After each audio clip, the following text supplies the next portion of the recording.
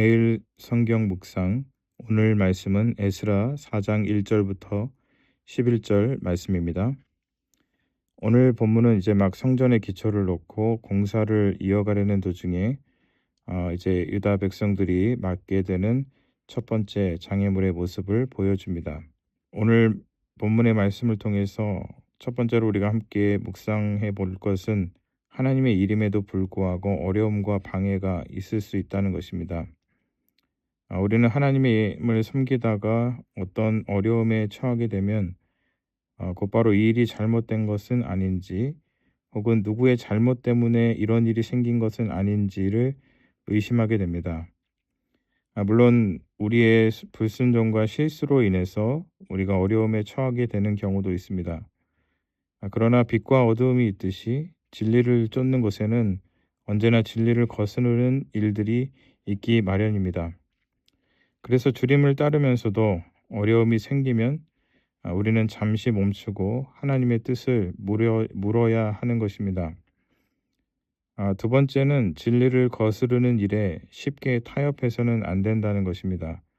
오늘 말씀을 보면 유다와 베냐민의 대적이 스룹바벨과 각 가문의 지도자들을 찾아와서 우리도 함께 성전을 재건하는 일에 참여시켜 달라고 요청을 합니다.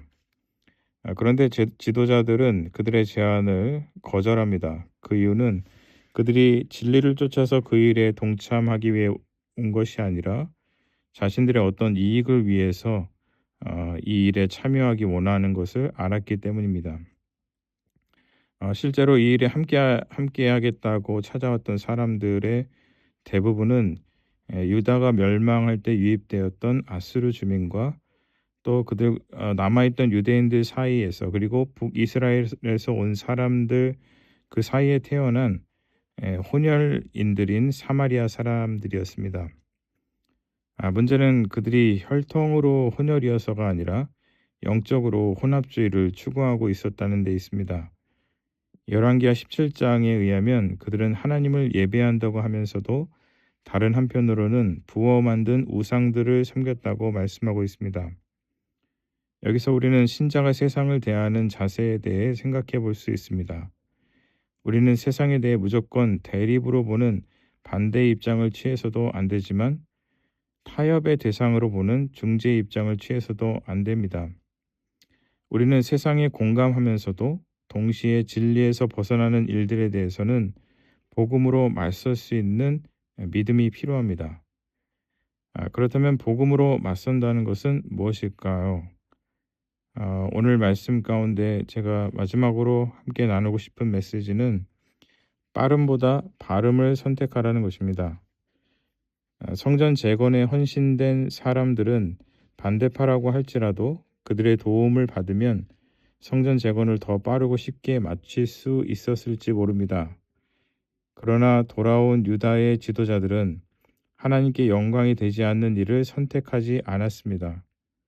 이들의 이러한 결정은 그들의 목적이 성전 재건 자체에 있는 것이 아니라 하나님께 영광, 그리고 하나님께 순종이었다는 것을 보여줍니다.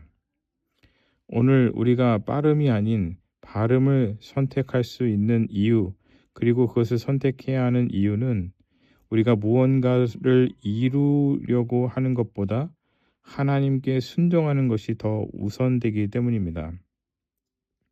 그런데 오늘 이 말씀을 묵상하면서 또 한 가지 깊이 생각하게 된 것은 역설적으로 에스라 시대의 성전 재건을 방해하는 사람들이었던 그 사마리아 사람들. 그런데 예수님은 그 사마리아의 여인을 찾아가셔서 그 여인을 만나 주시고 그 여인을 구원해 주셨다라는 사실입니다. 그래서 빠름이 아닌 바른 선택을 하는 것은 결국 무엇일까라고 생각해 볼 때 주님의 사랑으로 오늘도 하나님의 일을 감당하라는 묵상을 하게 되었습니다. 이 시대는 쉽고 빠른 것을 좋은 것으로 우리에게 강조하고 있는 시대입니다. 그러다 보니 우리도 모르게 우리 마음의 여유를 잃고 사람들을 사랑으로 대하지 못하고 사랑으로 받아주지 못할 때가 많이 있습니다. 그러나 오늘 본문 말씀을 통해서 볼 때 비록 그 공사가 중단되는 한이 있더라도 빠름보다는 발음을 선택하여 그것이 우리 자신의 영광을 위한 일이 아니라 하나님의 영광을 위한 일이었으며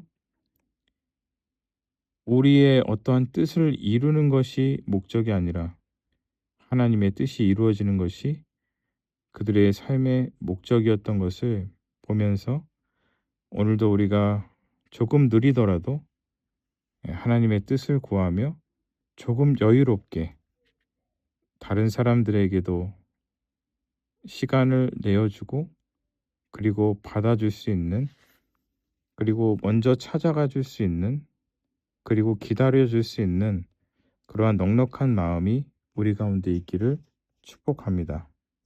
기도하겠습니다. 하나님 아버지 은혜를 감사합니다. 오늘 이 말씀을 통해서 우리가 주의 일을 감당하면서도 어려운 일들을 만날 수가 있고 그것에 반대하는 그러한 일들 가운데 놓일 수 있다는 것을 보게 하심을 감사드립니다. 그럼에도 불구하고 우리가 그것들 가운데 타협하지 아니하고 끝까지 주님의 길을 걸어갈 때 그것은 결국 우리 자신의 일을 위해서 우리가 헌신하는 것이 아니라 하나님 나라를 위해서 헌신된 삶을 살아가는 것임을 또한 보게 하시니 감사합니다.